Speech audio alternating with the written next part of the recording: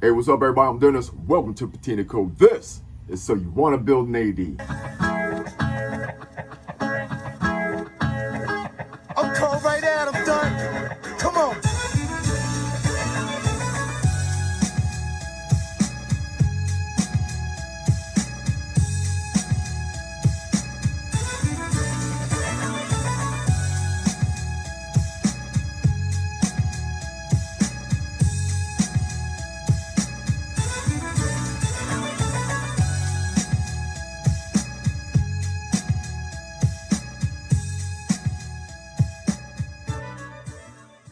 Hello once again, everybody, and thank you for tuning in for this edition of So You Want to Build an AD, powered by LS Fabrication. And we have come full circle, so to speak. Today we're going to be working on the chassis. And remember, when we first started this thing a year ago, the chassis was the biggest thing. We had to get that out from underneath the cab, get everything disassembled, and start taking things off of the chassis. Now we're going to finish removing all the components from our chassis and get it ready for the running gear to go in place. And we have our running gear. We have everything we need to get everything assembled. So I'm going to take you out here and show you what it is that we got to do next. We're going to be doing a bolt-on suspension kit, entirely bolt-on suspension kit for this truck. Usually I would run with the welded-in Heights Mustang 2 front cross members, something like that, on one of the builds. But I decided, since we were doing like a step-by-step build progress documentary, how-to tutorial, whatever you want to call it, on doing a 47 to 55 first series advanced design Chevy truck, I was like, let's do it as simple as we can. And one of the simpler ways to do it would be by bolting on as many components as we can. I do have a friend that has the same bolt-on system from Speedway as far as the front Mustang 2 crossmember, and he has no issues with it. He's running a turboed LS, throwing down some power, and everything's holding up pretty good for him. Now, got to get out here and get the chassis cleaned up, and then we can start looking at things, dragging out components. We're going to be putting on a full-on bolt-on suspension system throughout this truck, as I mentioned. The rear, you will have to weld the axle brackets to the axle that accept the four-link, but everything else is going to be bolt-on. Let's get out there, get cleaned up. Hot rods are riding by. It's a nice summer day. We got to get to work on this. So let's get out here to this chassis. The chassis is removed from underneath our cab, and now it's time to go ahead and start cleaning things up. One of the things that we have to do is get these here. These are the rear cab mounts. We have new bushings to put in here, and you can see those are dry rotted and cracked. So we'll get these off, get those straightened out, and we're gonna come through here and just start cleaning up our chassis. And there's a couple other things that we do need to remove. We're gonna be removing this rear brace here for the running board, because we're going to be putting on a set of bolt-on job side boxes, and that's going to require this to be gone, and our running boards will stop short of this. They're going to replace the stock fender like what we have here on Rat Body, right? So it's going to be pretty cool, because this is going to be a shop truck. And while we're talking about this stuff, I can go ahead and give you a look at what it is. These are the bolt-on job side boxes, and then I have a trailer to match. I think that's going to be pretty trick once we get everything done, but we got to get those boxes cleaned up and get those ready. But right now we're going to focus on this chassis, and we got to remove our brake system. This is going to go back on because we're going to be using the stock location for our brakes, and just get everything cleaned up. It's not going to be that hard to do, so let's get started on that. So starting with the easy stuff first, we're going to go ahead and knock off these front brackets that used to house the bushings for the front leaf springs. And you guys know my MO. We're going to hit them, knock the rivets out with the cutoff wheel, then grind them. These right here need to go. There's no longer any use for them. And what'll be left behind will be the place where we would bolt our bumper brackets. With the old hanger brackets removed, we can move on to the next thing, which is going to be our transmission crossmember, the stock transmission crossmember. Now, to remove this thing, you're going to have to get the rivets from here There'll be one underneath, and then you have the ones that are in the side. How I'm gonna go about doing this is first removing the brake mechanism. We have to get all this off, and this is where the master cylinder would bolt on, and that's where it's going to bolt on again. You have to get a special bracket that puts the master cylinder out here, because we're not going to be using the old single chamber master cylinder. We want to have a dual chamber master cylinder. So we need to get this off. Once we get this whole assembly off, then we can begin with removing the rivets that are holding this old transmission cross member. Once we get that off, then we can move to the back. We can remove this and then the one on the other side for the running board, because as I mentioned, we're not going to be needing that last bracket for a running board, because we're going to be running a different style type of bed. So let's get to removing this, and it's going to be pretty simple. I'm just going to get my electric impact and zap this stuff loose, because I don't feel like wrenching. It's getting hot, so we need to make some pretty good progress and get it done pretty quickly. So when removing this brake assembly, if you're going to be reusing it, you want to be careful on these threads here. So what I've done is put the nut back on, and then just give it a few light taps with Baby Thor to free it up. And we don't want to damage these threads, because we're going to reuse this whole mechanism. We're going to get it cleaned up and all that. Replace the grease zerk with the new one, get these springs and everything cleaned up, everything working properly. But we just didn't want to damage the threads on the end of this, because it is integrated to this, as you see.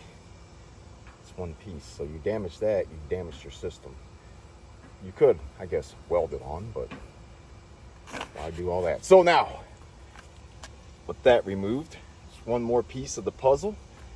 Now they give us access to these studs here, and now we can begin with removing these rivets and getting this old cross member up out of here. And that's one more thing off of the chassis before we go into the cleaning stage. Then again, as I said, we got to get that last bracket off there, and the other one adjacent to that for the running boards. We no longer need those. So let's get to removing that. Like I said, there's a couple ways that you could do this. I'm gonna go ahead and shave this one with the grinder. Can't get the cutting wheel on because I don't want to gouge. Usually I just cut the head off and then go behind that and then grind it with the grinding stone, but instead we're just gonna go straight out grinding to get this loose. I've been underneath to the ones on the bottom. We've already got those ground on that side, so I need to get over here with the cutoff wheel and we will grind and cut. We're going to cut the head, just cut it, and then grind it flat. And then do the same thing to the one right here. Just grind it. Well, first cut it, then grind it flat, and then punch it out with our punch. And we have to remove these. We're just going to use straight grinding stone because we don't want to gouge. It's a little bit of an indentation. I don't want to cut into the chassis. So let's get to working on that.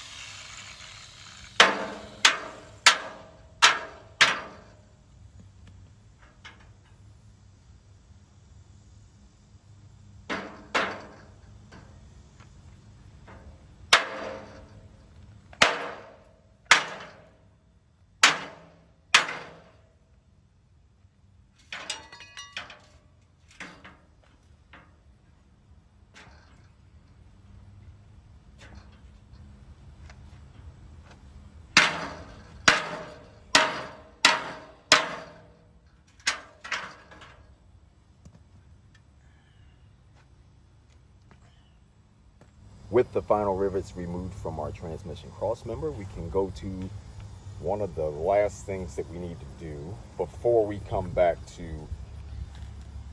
the rear cab mounts.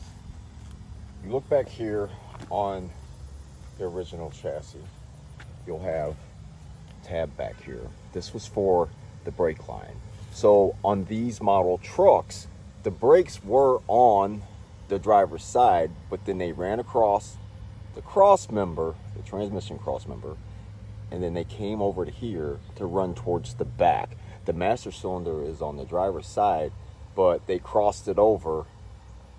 They crossed the line over the transmission cross member, which we just removed, came in on the frame here, ran back. So this is where your rubber hose would be, where it went to where the rear end is going to be.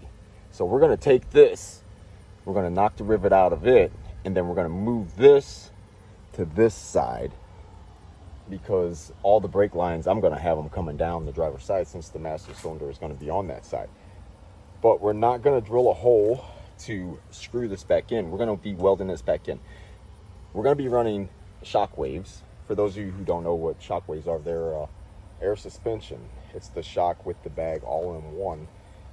And being at that, the whole truck's not going to be on air ride. We're going to have coilovers up front.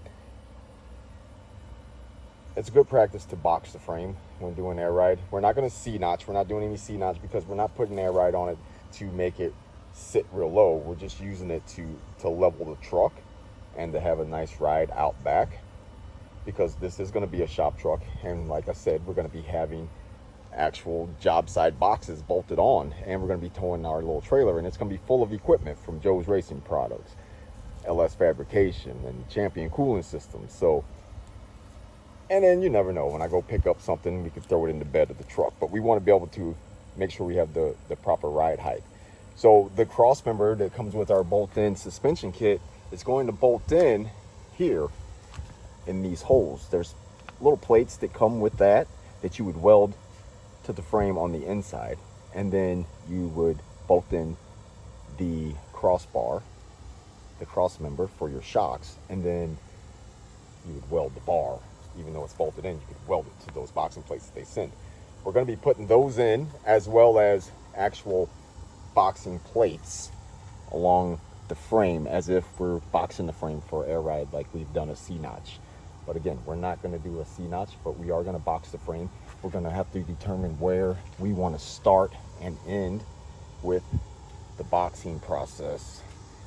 My thoughts is going to be to end it right about here, because I got to get my hand in here, because our bolt-in four-link goes right here in these three holes. So we're going to want to be able to get our hand in. There's a hole here where we can access that, and one there. So if I can just get my hand here, so we'll run the boxing plate to right here at the edge of this, and we'll be able to work and get our suspension components bolted in there. But we're going to run boxing plate all the way to this cross member on both sides of the chassis.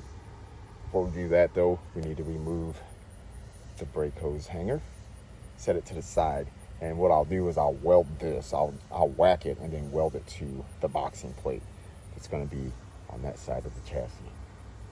From that point, we just need to clean up the chassis and then get everything cleaned down to bare metal so that we can get our boxing plate set up here, trace it out, cut that out, weld it on, and then go from there.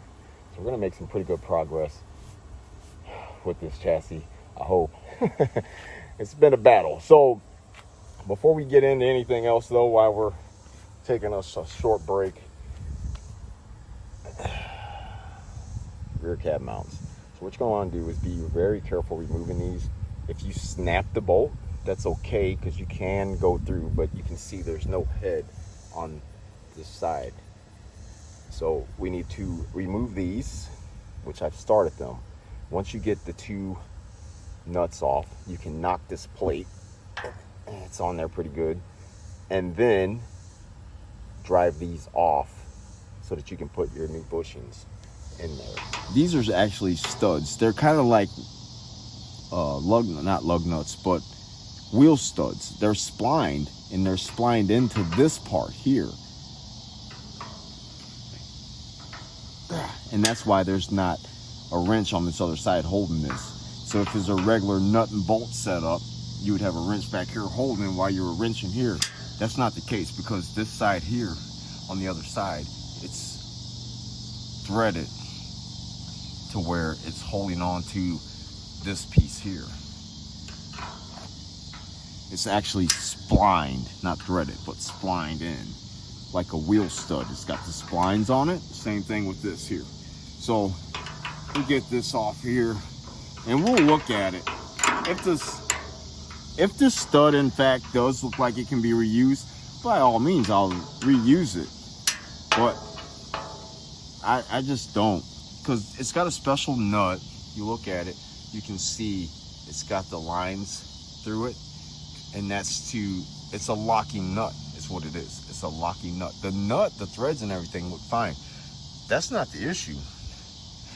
The issue would be what this stud looks like in between here. So we're gonna remove this. This is how you get a wool about getting this loose. So you wanna be gentle because you don't wanna bend this. And if you do, so what? You can get a 1/4 inch thick piece of steel, drill the holes, and you could fabricate this with not a problem. But since this is in good shape, we wanna try to preserve it. That'll keep us from having to do any extra fabricating. So now we're gonna kind of tap, try to knock it out of spline.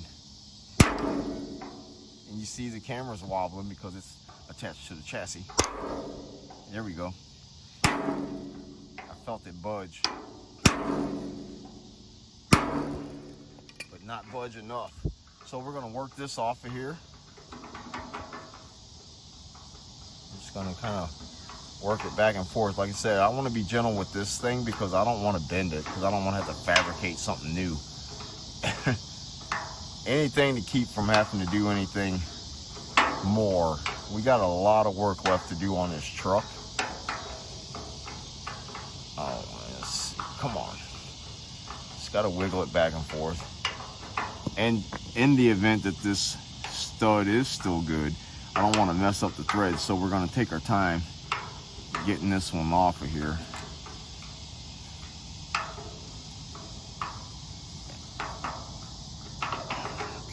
There we go. So we got that off. That was there. So now just kind of work it. You hear it pop free. That's not good because the bushing is no longer any good in this. And I could probably, it's trying to work its way back. I'm just going to go ahead and take the baby sledge.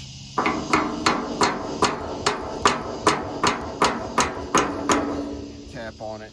I'm going to get the punch on it now and just drive it the rest of the way out.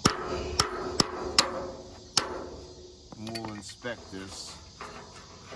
I'm not counting on it being any good, but it might. We'll see. Got a little bit of rust there, and you see it's worn right there. It's no longer the full like this up here. That's solid. Down here it's rusted. It's eating away at it. So we're not going back in with these. So now to get that sleeve out, I'm sure it's stuck in there, man. There's really nothing you can do. It's a 2-part thing, so you got to know that. So what I do is I like to take the punch, just kind of drive one side of it, try to push that rubber out best you can.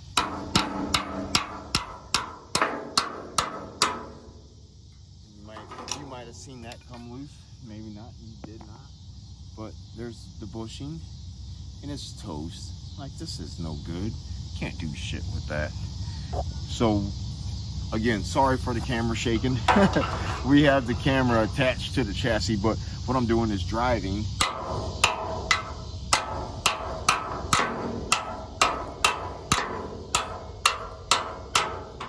Driving the bushing out with the punch. There we go.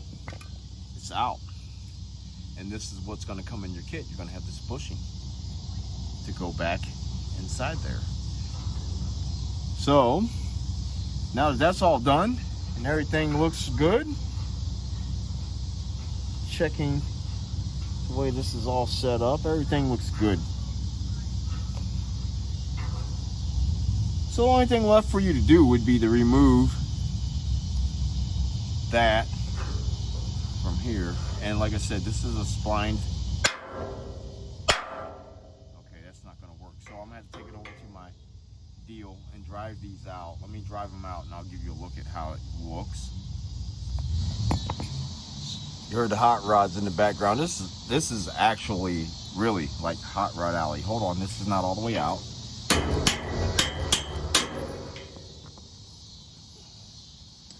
So once you drive this out, this is what you'll have.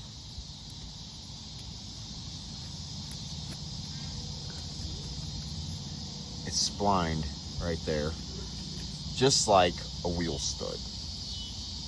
We're no longer going to need this. We're going to just put a bolt in there and a nut, and we'll be fine. So we drove that one out of here, and inside this is the female reciprocating end with the spines. It's not cleaned up, so you can't really see it very well. And then we still have this bushing here. I'm going to take my punch, drive this the rest of the way out. But if you can see that, splines. It's all splined right there. So we're going to drive it out. So both ends are splined. It's not, you know, you can put it this way or you could turn it and do it the other way. Whatever, it doesn't matter. They're both splined.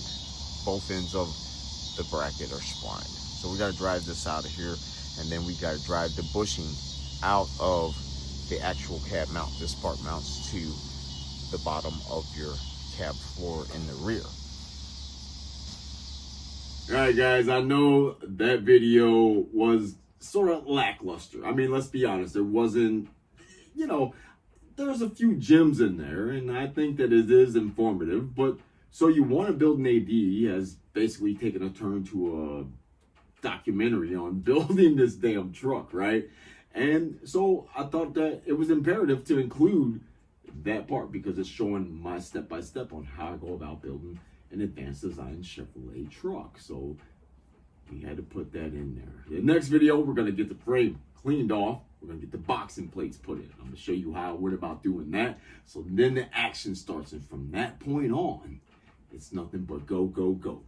I'm going to give you guys a sneak peek at what the outcome was from me getting the frame broke down and cleaned out. Just because I do understand that this video was, it was kind of lame, right? But for the true builders and the true followers is watching and following along, it was important to you. Just like it was important to me filming all that shit.